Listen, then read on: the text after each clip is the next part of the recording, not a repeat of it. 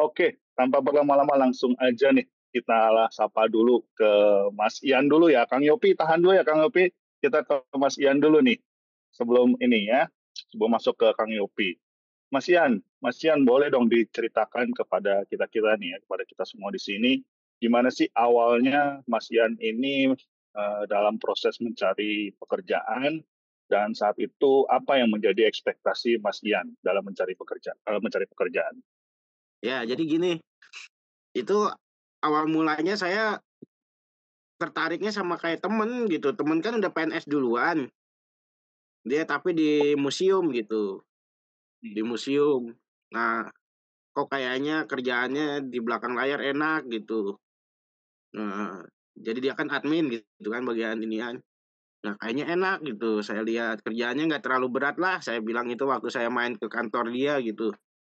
Nah, cuma apa namanya? Kalau dia kan di museum gitu. Saya harapannya pengennya di museum juga sebenarnya, cuma sayangnya kan waktu itu saya nggak ada lowongan buat jurusan saya yang di museum.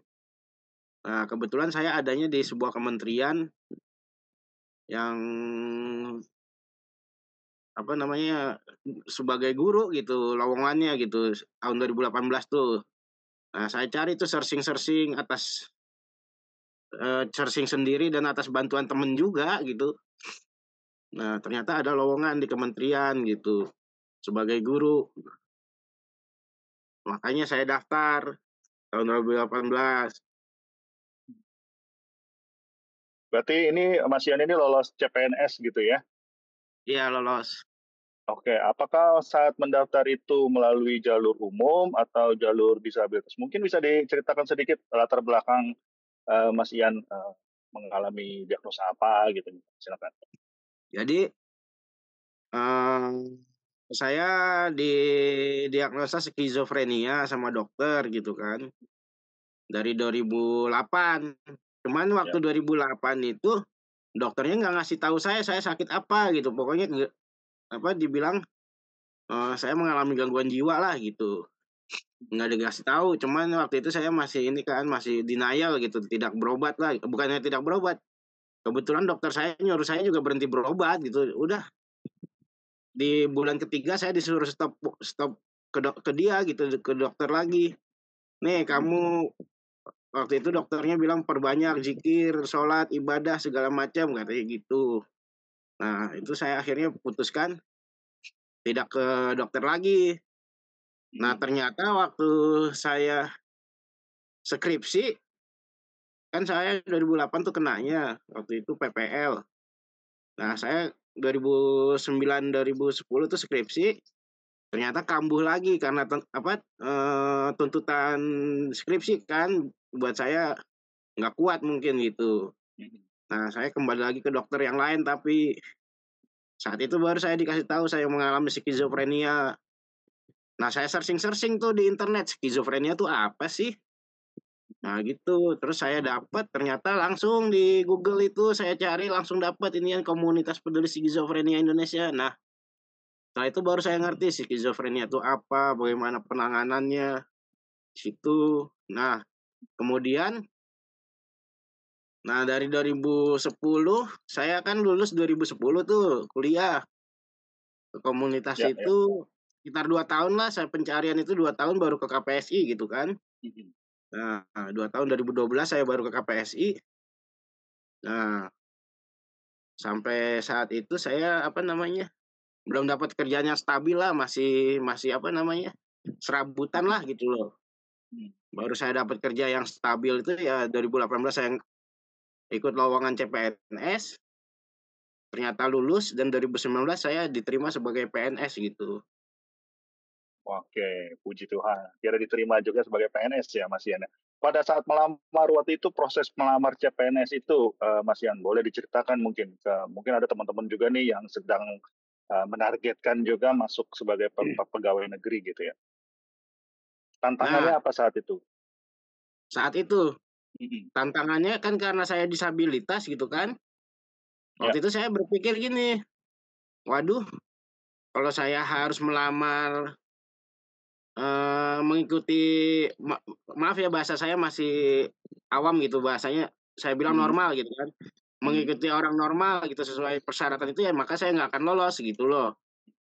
Cuma kan Ya, saya ya. cari cari tuh searching terus, kementerian mana yang membuka disabilitas gitu, saya searching terus. Nah, saya waktu itu ada 2 lowongan di Mhm, mhm, kementerian itu, mhm. yang satu dua-duanya sebagai guru juga, yang satu di Jogja, yang satu di Jawa Barat gitu kan.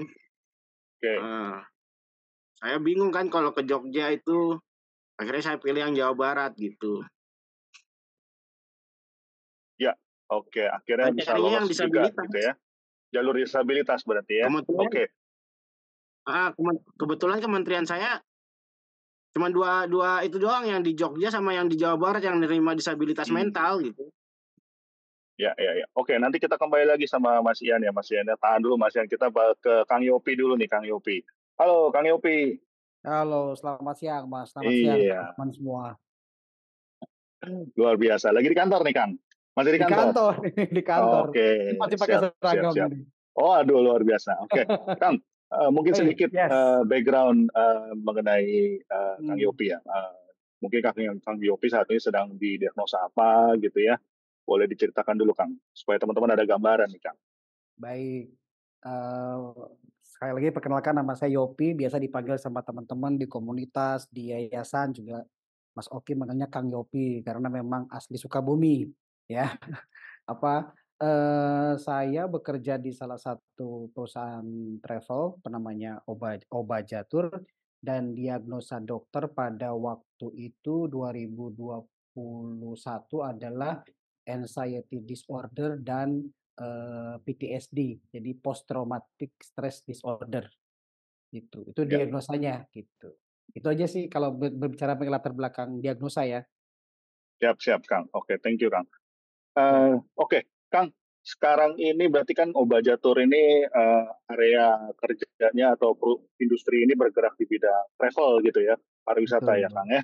Oke, betul. sebelumnya tahu nggak sih Kang waktu melamar ke Obajatur ini kalau perusahaan ini ternyata bisa menerima disabilitas mental juga atau teman-teman yang mengalami gangguan Oh, kejiwaan gitu? nggak tahu karena Nggak memang saya tahu. Mhm. didiagnosa itu setelah berjalan beberapa tahun kan, setelah jalan beberapa tahun Hmm. obat jatuh, kemudian diagnosanya keluar. Sebetulnya sih gejalanya tuh kayaknya udah dari remaja ya, cuma memang Mhm. baru berani untuk ngambil keputusan untuk berobat itu di 2021 waktu itu, jelang waktu Covid juga sih, ya, Mhm. gitu. Oke, oke, oke. Nah, Mhm, sejak didiagnosa saat itu, berarti kan mhm. didiagnosa itu setelah bekerja ya Kang ya, setelah Betul Kakak betul. Kang Yopi bekerja. Waktu itu gimana tuh Kang di awal-awal ketika sudah didiagnosa, lalu kemudian harus bekerja, apa Ya, itu tantangan-tantangan yang dialami Kang? eee pertama untuk menuju diagnosanya juga itu butuh perjuangan ya, karena Mhm, tentunya fase terberatnya itu kan fase denial ya. Kalau mhm, tadi, narasumber sebelumnya juga menyatakan bahwa ada fase denial, penolakan gitu, "Ini mhm, bener nggak sih kita begini?" Gitu kan, "Tapi kok mhm, gejalanya begitu?" Apalagi saya waktu itu kan sudah tiga tiga hari 3 malam tidak tidur sama sekali tuh, Mas Kiki. mhm, 3 hari 3 malam ya, tidak tidur sama sekali, badan udah segala macam kerasa gitu kan ya, hingga mhm, akhirnya, pada waktu itu memberanikan diri untuk mencoba meminta rujukan ke puskesmas pada waktu itu. Ya, oke, alhamdulillah, puji Tuhan, jalan saya serba dimudahkan dari zaman dirujukan, ketemu dokter di puskesmasnya juga beliau ternyata paham mengenai masalah oh enggak sorry, sebetulnya sebelumnya enggak, sebelum ke puskesmas itu karena ada kejadian saya kena panic attack dulu, Mas. Jadi saya kena panic attack oh, dulu, waktu itu jam 2 mhm, subuh pagi-pagi saya dibawa ke UGD mhm, karena pikiran saya udah ke sana kemari, pikir ini akan meninggal gitu ya. Dan itu kan saya baru tahu mhm, kalau mhm, ternyata itu adalah kalau itu ternyata adalah panic attack. Nah, mhm, kebetulan dokter jaga di UGD-nya itu paham, jadi dia mengatakan sama saya, "Oh Bapak ini terkena panic attack." Beliau jelaskan mhm, begini begini begini begini, "Ada baiknya Bapak coba berobat ke psikiater." Hingga akhirnya singkat cerita saya mengajukan, meminta rujukan ke puskesmas, dokter puskesmas juga mengatakan hal yang sama dengan dokter di UGD, dapat rujukan BPJS dan kemudian dirujuk ke rumah sakit yang ada di Bekasi dan dari situlah perjalanan healing saya dimulai itu dari UGD, ketemu dokter UGD, ketemu puskesmas dan akhirnya seluruhnya ditanggung oleh BPJS. Oke, Kang, Mhm. ya Ya, pengen tahu juga nih ya, ketika di tempat kerja nih Kang ya, ya. antara sebelum Kang Yopi didiagnosa dan setelah Kang Yopi didiagnosa gitu ya, ada bagaimana respon teman-teman kerja gitu? Apakah atasan Kang Yopi juga ada melihat ada perbedaan nih dengan Kang Yopi saat itu? Eee, hampir sama ya, kalau sebelumnya kan mereka cuma ngelihat kayak semacam saya banyak kayak kelihatan seperti kalau ada, beban pikiran itu katanya kalau Kang Yopi itu gampang kelihatan kata dari mukanya udah kelihatan gitu ya. Terus, Hmm. apa namanya, karena mereka juga tidak teredukasi dengan baik gitu. Nah, tetapi saya sendiri yang memutuskan tuh Mas Kiki, saya sendiri yang memutuskan untuk Hmm. membuka diri ke semua. Membuka diri ke semua dan menginformasikan ke semua gitu. Untungnya kita di tahun 2021, 2022 itu kan mulai tuh, mulai mulai awareness mengenai kesehatan mental mulai mulai sangat booming sekali di sosial media dan lain-lain ya. Jadi saya terbantu juga dengan seperti itu hingga, ketika saya menceritakan ke teman-teman sekarang mereka tahu kalau ketika tiba-tiba panic attack saya kambuh di saat bekerja, mereka akan memberikan support yang seharusnya gitu, itu Hmm. beruntungnya. Jadi mereka tahu, "Oh Hmm. si Kang Yopi lagi kambuh nih ya Kang, tahan nafas dulu, tenang, kasih minum, Hmm. rileks," dan segala macam seperti itu. Lalu kebetulan sekali, setahun terakhir ini saya memiliki seorang direktur yang atasan saya langsung, yang kebetulannya seorang psikolog juga, Mas. Jadi memang Wah. beliau, Hmm. holding a PhD juga dari salah satu university di Australia hingga Hmm. healing, apa namanya, konsultasi itu udah kayak seperti sering meskipun konsultasi mengenai anxiety-nya dihitung jari ya, satu 2 tetapi Hmm. beliau, sangat paham ketika saya, kambuh gitu. Jadi dia juga Ya. mengedukasi ke semua, "Oh, nih Kang Yopi ini lagi begini, kita harus support dengan cara begini begini begini," gitu. Jadi beruntungnya seperti itu. Jadi, kebetulan juga, beberapa direktur saya juga mengalami ternyata juga memiliki kecemasan, jadi sebetulnya sih saya berada di lingkungan yang hampir semua mungkin karena dunia travel kan banyak stresnya juga ya, Mas, ya, banyak cemasnya juga ya, Hmm. apa namanya, jadi ya saya rasa, dukungan itu saya dapatkan di perusahaan yang ini gitu, meskipun tidak berbentuk dalam sebuah peraturan, tetapi secara secara tidak tertulis dukungan itu ada. Oke, tahan dulu Mhm. Kang, kita kembali ke Mangga Kang mangga, Ian dulu nih, ke lanjut Kang lanjut. Ian nih, karena Kang Ian juga di Bandung ya. Iya, mangga Mas mangga Ian, Kang oke. Ian. Iya iya. Mas Ian, gimana nih waktu diterima setelah lolos CPNS lalu mulai mengajar gitu kan, tadi profesinya adalah guru sebagai mengajar. Bagaimana saat pertama kali Mas Ian bekerja nih? Mungkin boleh diceritakan, apakah saat itu ada Eee, apa yang dialami, ada kendala kah atau apa berkaitan dengan kondisi kesehatan mentalnya Mas Ian sendiri nih? Saya dulunya tukang baca yang buku apapun saya baca gitu, yang sejarah gitu kan. Mhm. Ya. Awalnya tuh, mau filsafat, mau sejarah apa saya baca gitu. Cuma semenjak saya skizo, waktu serangan pertama tuh udah ngeblank gitu semuanya. Jadi Mmm. apa yang saya pelajari tuh hilang semua dari kepala itu. Mhm. Saya juga nggak ngerti itu kondisi apa itu, saya juga bingung, belum ngerti itu. Sampai sekarang saya juga masih bertanya, ya apa ya, kok bisa semua ilmu saya yang saya pelajari hilang semua gitu. Kayak di-restart gitu tiba-tiba gitu. Nah, jadi waktu 2019 ketika saya diterima kerja ya mau nggak mau saya mulai membaca lagi dari nol gitu. Terus saya kan benar-benar nggak paham gitu maksudnya. Ketika saya masuk jadi guru, ada tuntutan kan di PNS itu harus ngerjain ini, ngerjain ini, ngerjain ini gitu. Nah, saya kan nggak ngerti sama sekali gitu. Mhm. Nah, akhirnya saya belajar lagi. Cuman waktu itu saya kan karena saya baru memulai gitu, baru starting gitu. Jadi saya terseok-seok bahasanya gitu. Saya Oke. terseok-seok gitu ngikutin. Orang-orang udah selesai semua ngerjain, saya masih nunggu seminggu baru kelar lagi gitu. Orang-orang udah selesai, saya nunggu seminggu lagi baru kelar. Saya berusaha gitu. Walaupun saya kerjain gitu, bukannya nggak saya kerjain, cuman ada kesan di lingkungan itu, kok gitu aja nggak bisa gitu loh. Ah, lama banget ngerjainnya gitu waktu itu. Itulah yang membuat saya sedikit terpukul waktu itu gitu. Cuman saya berusaha untuk meneguhkan hati, "Ah, masa gitu aja? Lo nggak bisa, lo pasti bisa lah ngerjain," gitu. Nah, terus waktu pertama kerja juga saya dapat lingkungan yang bahasa kasarannya nggak ngerti gitu, masalah kesehatan jiwa tuh apa gitu.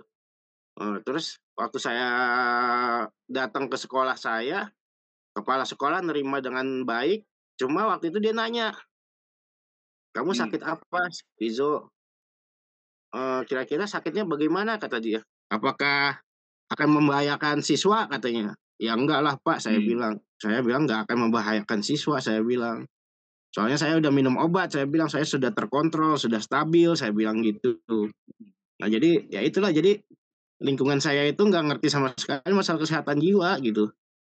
Jadi saya merasa bahwa negara nih, pemerintah nih emang udah bagus gitu dan nerima disabilitas mental sebagai PNS.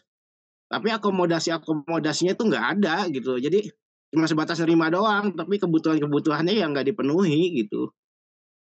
Oke, Mas Ian, thank you sharing-nya. Kita tahan dulu sampai di situ ya, tentang akomodasi.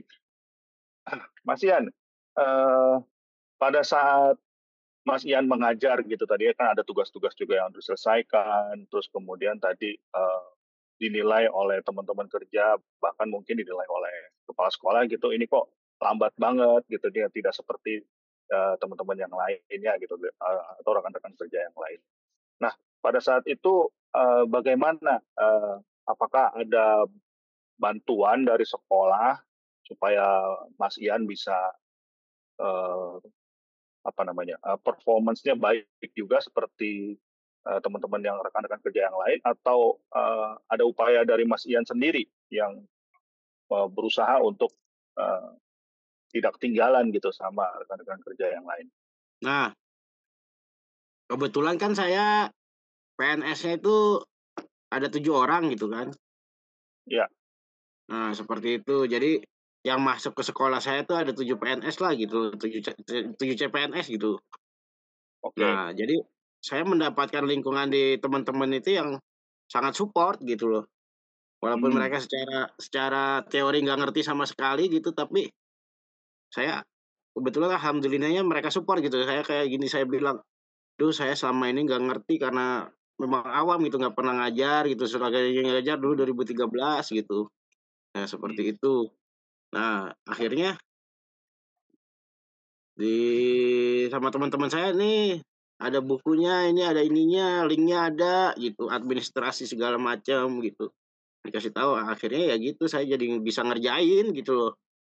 Oke, berarti teman-teman mendukung gitu ya supaya performance Mas Ian ini juga bisa lebih baik gitu ya dari sebelumnya gitu ya.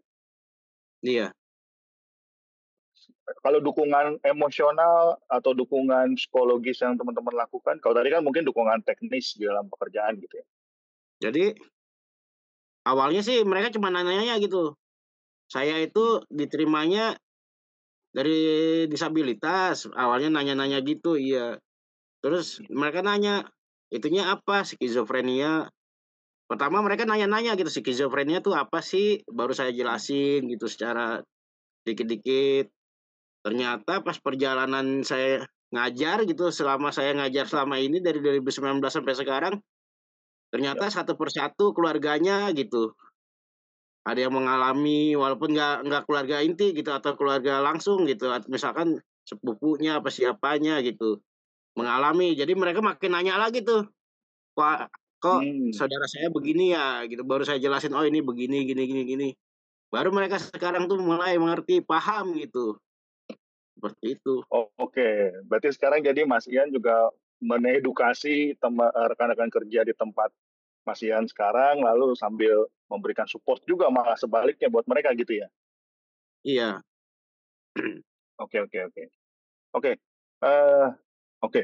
Kang Yopi, Yes.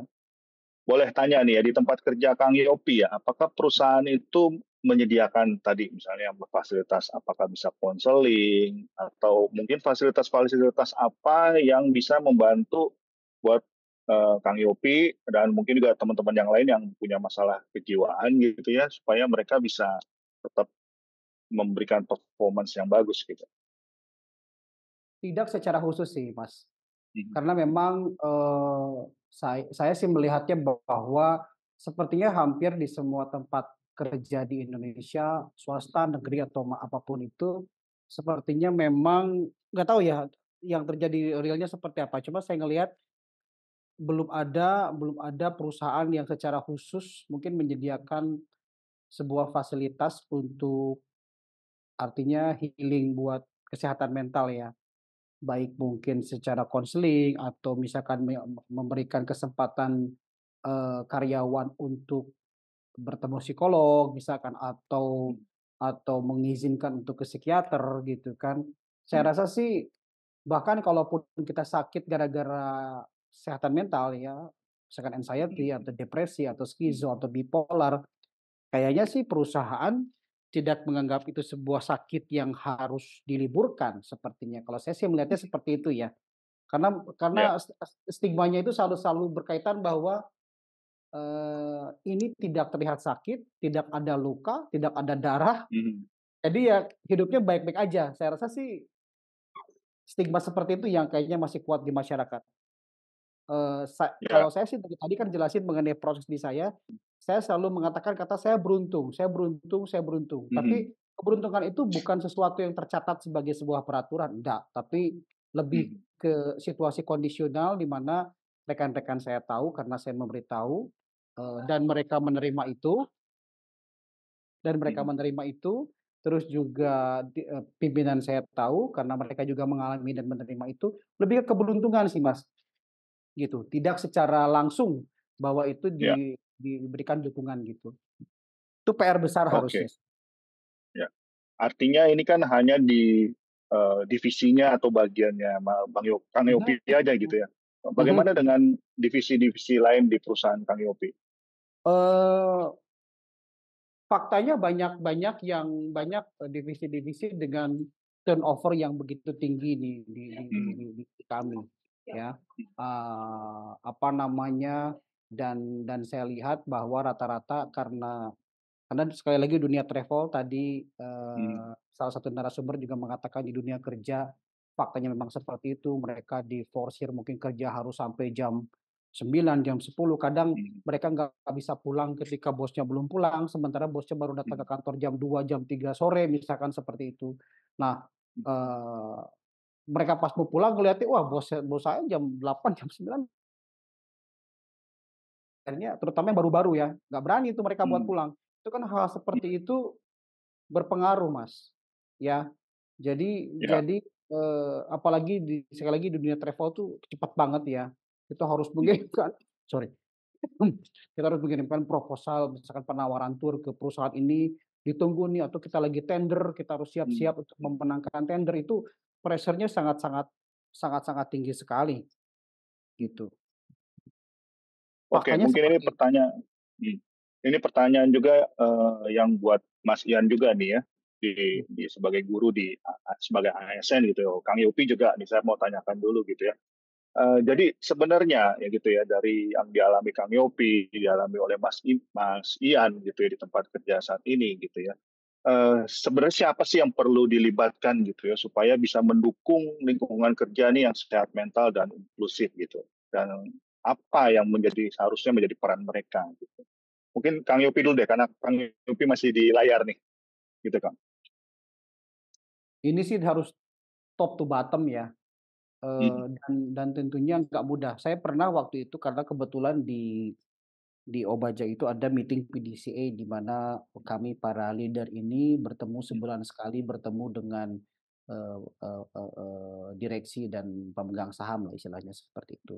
Di salah satu PDCA saya pernah mungkin ini salah satu keputusan berani saya, di salah satu slide saya mengatakan bahwa pentingnya departemen HRD untuk screening dari awal. screening Hmm. dari awal, tentang waktu itu saya lebih ke gangguan kepribadian sih, Mas. Karena kan kalau dunia Hmm. kesehatan mental itu ada yang sakit kayak kayak kita ya, sakit misalkan Hmm. kena skizo, kena anxiety, kena segala macam, itu kan lebih ke sakit, mentalnya. Tetapi juga ada Hmm. gangguan kepribadian ya, seperti misalkan Hmm. kepribadian narsistik, toksik, Hmm. manipulatif, segala macam, Ya. Machiavelli dan lain-lain.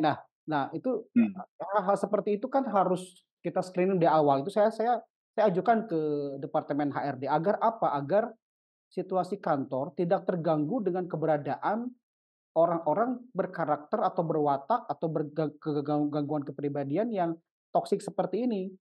Karena kan Hmm. hal-hal kayak gitu-gitu kadang tidak teridentifikasi dan percaya ke saya orang-orang seperti ini mungkin tidak tahu bahwa mereka itu sebetulnya perilakunya toksik misalkan seperti itu. Hmm. Kemarin mengadu domba dan lain-lain, divisi satu sama divisi Hmm. lain diaduin, terus pas ketika dia dihadirkan sebagai,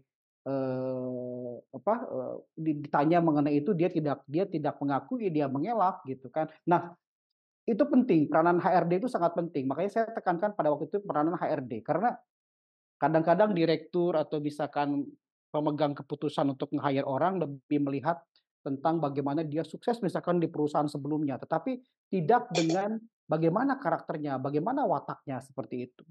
Jadi screening dari awal tuh penting sekali kalau menurut saya. Oke, oke, oke. Kang, tahan dulu Iya, Kang. Mas Ian, bagaimana Mas mangga mangga Ian? mangga.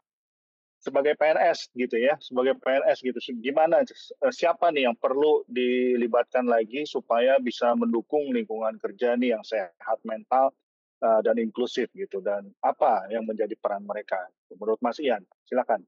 Berupa kritik juga Ya, boleh, masukan, silakan. kritik ya. Mhm. Ya harusnya harusnya inilah yang terjadi di Indonesia gitu loh. Misalkan satu kementerian dengan satu kementerian berbeda visi, berbeda pandangan atau berbeda tugas gitu loh. Jadi mereka menganggap, "Ah, itu mah tugas kementerian lo, bukan tugas kementerian gua," gitu. Seperti itu gitu. Jadi masing-masing pihak tuh sekarang masih lepas lepas tangan atau lepas tanggung jawab gitu loh. Padahal menurut saya nih, misalkan kayak kedokteran apa gitu loh, Kementerian Kesehatan harus kerjasama sama sekolah gitu loh, seperti itu gitu kebutuhannya. Misalkan contohnya apa, kayak misalkan saya banyak loh contoh banyak siswa juga yang ternyata bermasalah gitu loh. Nah itu kan terbukti kan bahwa memang kalau menurut WHO itu bahwa penderita gangguan kejiwaan atau khusus skizofrenia itu 1% gitu. Cuman saya nggak yakin itu, walaupun itu menurut penelitian. Soalnya pas saya lihat di masyarakat lebih banyak lagi angkanya yang mengalami gitu loh. Kayak di siswa saya banyak yang mengalami, cuman kecenderungannya BK belum bermain gitu loh. Belum berperan, mereka hanya sebatas yang masih saya bilang, sebatas menghakimi atau judgement gitu, apa namanya, punishment gitu loh, bukan sebagai teman yang bisa merangkul seperti apa gitu loh. Nah, seperti itu. Nah, cuma waktu itu saya memang diarahkan, saya disuruh ke BK aja konsultasinya gitu loh. Cuma kan saya nggak bisa, saya bilang, mereka lingkungannya lingkungan kerja gitu loh, maksudnya masih dalam satu pekerjaan, kalau saya konsultasi ke mereka yang ada saya makin di stigma gitu loh, "Ah, pemalas," apa segala macam gitu.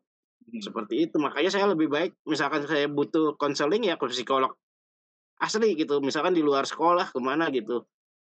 Nah, seperti itu. Cuman, ya itu yang saya bilang bahwa setiap kementerian masih masing-masing masih lepas pada tanggung jawab gitu loh. "Ah, ini bukan urusan saya, ini bukan urusan saya," gitu. Padahal ini harusnya udah apa, berintegrasi gitu, harusnya semuanya harus terlibat gitu loh. Ya, ya, oke, oke. Oke, thank you Ian. Aku kembali dulu ke Kak Elda tadi ini ya. Kita kembali ke Kak Elda lagi. Pertanyaan terakhir saya, pesan-pesan apa nih yang Kang Yopi dan Mas Ian ingin sampaikan? Siapa dulu? Saya dulu. Ya, boleh Kang Yopi, silakan. Saya mah lebih gini aja, lebih ke kita sebagai penderita ya. Mhm. Eee, yang pertama kita jangan terlalu banyak berharap dengan fakta kondisi pada saat ini, karena besarnya harapan bisa bikin kita jadi tambah cemas dan lain-lain. Kita sadar Mhm. bahwa fakta bahwa dunia kerja kita memang seperti itu keadaannya, kita sadar bahwa kita dalam dunia kerja pasti mungkin akan bertemu dengan orang-orang dengan berbagai macam kepribadian. Kita sadar bahwa sakit seperti ini, seperti diceritakan tadi oleh Mbak Elda, tidak semua orang bisa paham, dan mungkin karena seperti saya bilang di awal, tidak berdarah, tidak kelihatan pincang, tidak segala macam, jadi orang juga nggak sakit. Jadi saya rasa kita harus menurunkan ekspektasi diri kita sendiri agar kita bisa didengarkan sama orang lain. Nggak perlu. Ya, tapi kita bisa cari lingkungan lain. Misalkan di kantor kita toksik, tapi kita cari lingkungan lain gitu ya. Kebetulan ya, misalkan seperti contoh, tadi saya dengar kan ada boleh yang bergabung dengan apa tadi itu yang kesehatan jiwa segala macam, bergabung dengan komunitas, bergabung dengan, yayasan segala macam. Ya saya beruntung saya ketemu Mas Kiki, ketemu Mas Anto di Global Health, apa namanya, stand ya, kita bergabung di sana. Kita bisa bercerita segala macam. Jadi kalau di satu lingkungan kita nggak bisa ngomong, kita ngomong di tempat lain gitu. Yang penting kita nggak sama sekali nggak ngomong. Di tempat ini kita berbicara. Saya juga, ketika saya divonis buat, apa namanya, anxiety dan PTSD pada waktu itu, saya juga hampir terpuruk, hampir depresi dan mungkin juga akan seperti apa ya, tetapi kenyataannya tidak, saya berhasil buat bangkit dan sekarang bahkan bisa menginfluence ke beberapa orang yang mungkin, saya boleh share akun saya ya Mas Kiki ya? Ini Boleh, silakan. Saya punya akun IG yang khusus buat penyintas anxiety disorder dan penyakit lambung ya GERD ya, itu kalau pada punya IG boleh follow juga, gampang kok nyarinya Damaikan Jiwa ya, Damaikan titik Jiwa. Itu di sana saya sering sharing, dan ketika kita sharing ya teman-teman ya, secara nggak langsung kita berbagi kok kayaknya penyakit kita lama-lama berkurang. Hilang sih tidak, tetapi setidaknya itu bisa mengurangi. Nah, saya sering sharing di akun Damaikan Jiwa ini. Jadi ekspektasinya kecilin, kenyataannya memang dunia kerja kita tidak seperhatian itu juga terhadap kesehatan mental. Cari lingkungan lain yang bisa menerima kita. Ya. Oke. Itu aja sih. Oke, thank you Kang Yopi. Terakhir, Mas Ian. Ya saya bilang kalau ini pesan saya ya, ya pemerintah lebih turun tangan lah gitu loh, jangan hanya cuma menerima PNS doang dari disabilitas gitu, tapi akomodasinya dipenuhi gitu. Terus kan, maaf ya, saya boleh cerita sedikit tentang pengalaman saya?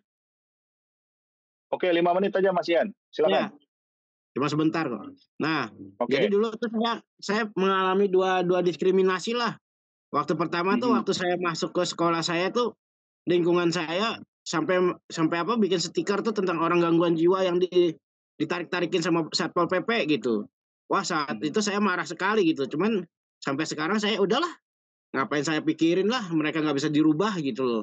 Akhirnya saya yang diem aja gitu. Itu yang satu. Kedua, waktu saya kan dari CPNS ke PNS ada tahapnya tes kesehatan lagi, medical check up. Nah itu baik itu fisik maupun kejiwaan gitu kan.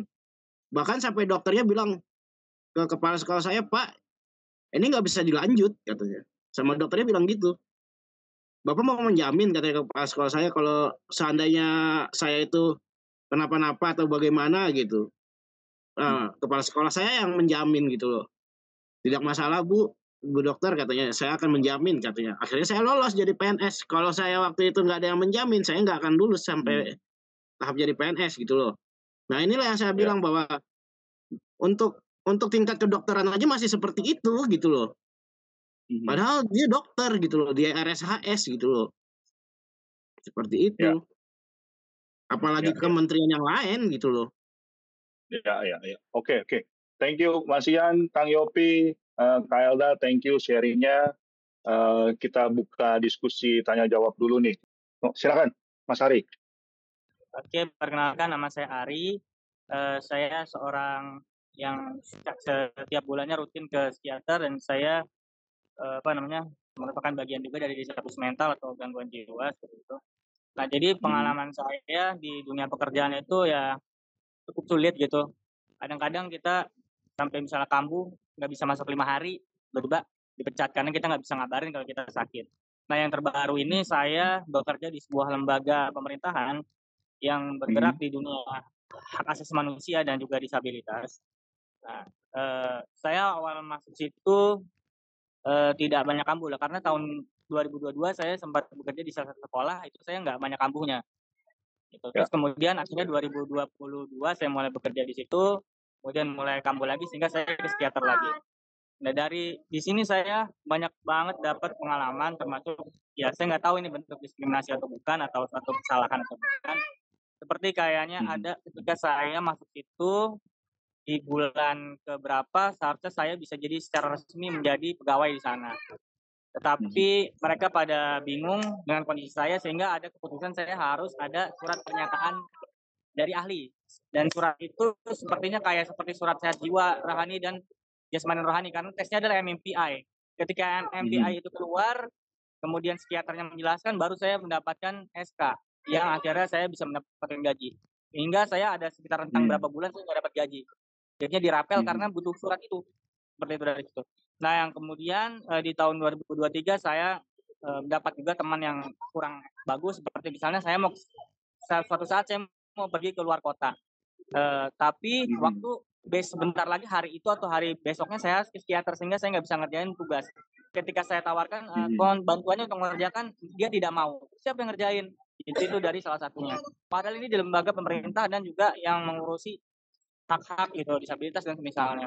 Kemudian di tahun 2003 saya banyak gak masuk, akhirnya bisa masuk cuma 3 hari, ada juga 7 hari gitu. Nah kemudian di tahun itu 2023 itu saya ditawarkan untuk cuti. Nah ini yang jadi titik krusial adalah saya cuti dari bulan Desember, Januari, Februari. Tetapi tiba-tiba ada informasi bahwa ada pemutihan atau pengenolan para pegawai baru di bulan Januari, yang mana diinformasikan saat saya cuti, bukan sebelum saya cuti. Dan betul ketika saya itu cuti nggak bisa melakukan pembaharuan, dan akhirnya saya bisanya melakukan itu di bulan Maret, dan ternyata tidak ada posisi. Nah artinya saya tidak tahu saya ini sudah diberhentikan atau belum, karena SK-nya ada, SK pengangkatannya ada, tapi SK pemberhentiannya nggak ada. Itu yang saya tanyakan, dan akhirnya secara tidak langsung saya jadi tidak bekerja selama 6 bulan, akhirnya harus minjem dan sebagainya. Ini solusinya bagaimana ya untuk mengatasi hal ini? Dan saya beberapa waktu ini sudah konsultasi dengan lembaga advokasi disabilitas dan juga lembaga bantuan hukum baru-baru ini, dan sedang diproses, mohon doanya dan bantuannya. Karena hal seperti ini bisa terjadi di pemerintah dan juga apalagi di swasta. Itu bagaimana tanggapannya untuk menguatkan diri saya, mendapatkan hak-hak dan keadilan, terutama momentum untuk menghapuskan itu surat sehat jiwa dan rohani itu. Karena di surat cuti saya yang ada 3 poin, poin ketiga itu harus ada surat saya layak untuk bekerja lagi. Padahal katanya itu di akhir-akhir untuk syarat mendapat akomodasi yang layak. Padahal saya sudah memberikan surat diagnosis saya seperti apa. Walaupun sempat debat juga di surat syarat ketiga itu, apakah ini seperti surat sehat jiwa dan rohani, kata salah satu orang kantor iya. Dan tunjukkan ada atau tidak perlarangan dari pemerintah untuk melarang adanya surat jasmin rohani. Ya, saya bilang tidak ada, karena itu adalah yang ada di dalam pembicaraan dunia disabilitas, dan juga di PBB di concluding remarks yang ada di UNCRPD itu kan jelas to repeal surat jasmin rohani. Memang di Indonesia belum ada, tapi tekanan dari global sudah ada. Tapi sayangnya itu dikembalikan apakah sudah ada peraturan atau belum. Lalu baru saya ditelepon ada. Halo? Ya, halo, silakan. Tadi ada suara yang bocor. Saya ditelepon bahwa awalnya tadi katanya seperti surat jasmin rohani, dan suruh membuktikan ada nggak peraturan nomenklatur yang melarang itu. Suruh bawa rekrutan atau harus ada surat jasmin rohani, itu adalah pelarangan. Lalu saya ditelepon bahwa itu adalah bukan itu maksudnya, tapi akomodasi yang layak. Padahal saya sudah diberi akomodasi yang layak, yaitu ketika saya sakit saya dapat gaji, saya juga boleh ke psikiater. Lalu apalagi bentuk yang dibutuhkan? Seperti itu sih. Yang kedua adalah saya akhirnya bekerja di tempat lain. Nah saya bingung, kalau saya lapor takutnya saya dikeluarkan karena saya adalah seorang disabilitas sosial, tapi kalau saya diam kadang-kadang saya bingung juga, takutnya dikeluarkan oleh mereka ketika mereka tahu gitu sih. Tapi untuk sekarang ini saya kadang kambuh, tapi masih bisa dikondisikan seperti itu. Mungkin itu sih, mohon saran doanya dan terima kasih. Oke, terima kasih Kak Ari sharingnya. Kembali lagi ke 3 narasumber kita, bagaimana? Silakan memberikan penguatan dari apa yang Kak Ari alami ini mengenai tadi ya, misalnya surat keterangan jasmani rohani gitu ya.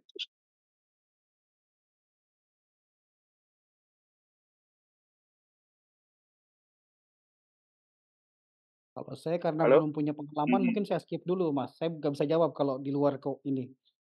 mhm. Oke, oke, Mungkin yang lain. nggak apa-apa. Heeh. Silakan yang lain. Atau mengenai surat keterangan jasmani rohani itu sebetulnya bagaimana nih menurut pandangan Kang Yopi deh? Oh, kalau itu saya setuju gitu. Maksudnya setuju Mendingan dalam arti gini, dalam arti positif. Tidak sebagai mhm, sebuah tekanan ya, tetapi mhm, sebagai sebuah alat yang bisa membuat kita terutama sebagai penderita, diakui gitu loh. Bukan sebagai sebuah tekanan bahwa, harus, sebagai pembeda jadi kayaknya kita jadi kayak orang sakit itu kayak beda, kayak bukan manusia normal, enggak. Tapi surat itu justru harus membuat kita jadi kayak semacam orang normal, di mana kita bisa diterima di semua tempat tanpa ada perbedaan. Jadi bentuk suratnya mungkin lebih ke arah situ, lebih ke surat, apa namanya, karena gini juga banyak banyak sekarang itu kesehatan jiwa malah dijadikan tren buruk terutama di generasi yang baru ya.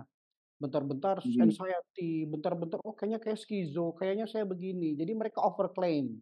Overclaim yang mhm, seperti ini yang kemudian memperburuk stigma kesehatan mental di Indonesia. Karena banyak mhm, yang bentar-bentar, "Oh saya nggak mood, saya nggak mau kerja, dia pergi dari kantor," gitu-gitu. Nah jadi, sementara kita yang berjuang bertahun-tahun sakit dalam iya, kondisi seperti ini untuk sembuh, susah gitu, kalah sama mereka yang overclaim. Sementara kita sudah mhm, terdiagnosa, kita sudah jelas suratnya. Jadi, surat itu bisa digunakan sebagai alat kita untuk bisa normal dan bisa berada di semua tempat tanpa ada diskriminasi. Mungkin perlu surat seperti itu kali ya, saya nggak tahu nama suratnya seperti apa. iya, iya. Gitu Oke, sih Mas. makasih Heeh. masukannya Mas Kang Yopi. Oke, dari Mas Ian, mungkin nanti terakhir Kak Elda. Kalau sebenarnya kan kalau di PNS itu kan statusnya SK kan. Jadi Mhm, selama SK-nya masih ada maka dia statusnya pegawai gitu loh.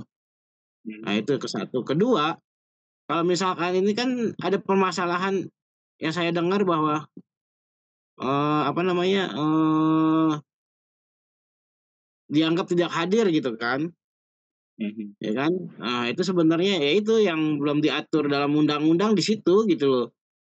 Misalkan mhm, contoh kayak cuti misalkan cuti perawatan apa segala macam gitu kan nggak ada. Yang saya pahami gitu. mhm, Makanya ketika bahasa kasarnya ada bahasa gini di PNS, pemerintah tuh nggak mau tahu dengan kondisi kita. mhm, Selama kita harus bekerja ya harus bekerja gitu. Makanya itulah yang terjadi di pemerintah gitu loh. Nah, cuma kalau misalkan itu harus lapor ke BKN tentang kondisi ini gitu kan, sebenarnya kan pusatnya di BKN gitu kan. Ada mhm, kondisi masalah ini. Cuma saya nggak tahu tuh pengadilannya pengadilan apa gitu loh. Nah, kalau sampai sampai masuk ke pengadilan ya, kan mhm, kondisinya seperti ini. Jadi ini kan statusnya jadi kayak ngambang gitu loh. Kerja mhm. enggak, dianggap dia apa pengen kerja tapi dianggap nggak kerja kan gitu kan. Terus Ya, statusnya ya.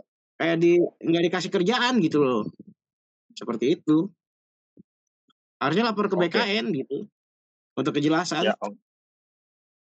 oke. Thank you Mas Ian. Mungkin Kak Elga terakhir. Ini Oke, makasih Mas Iki.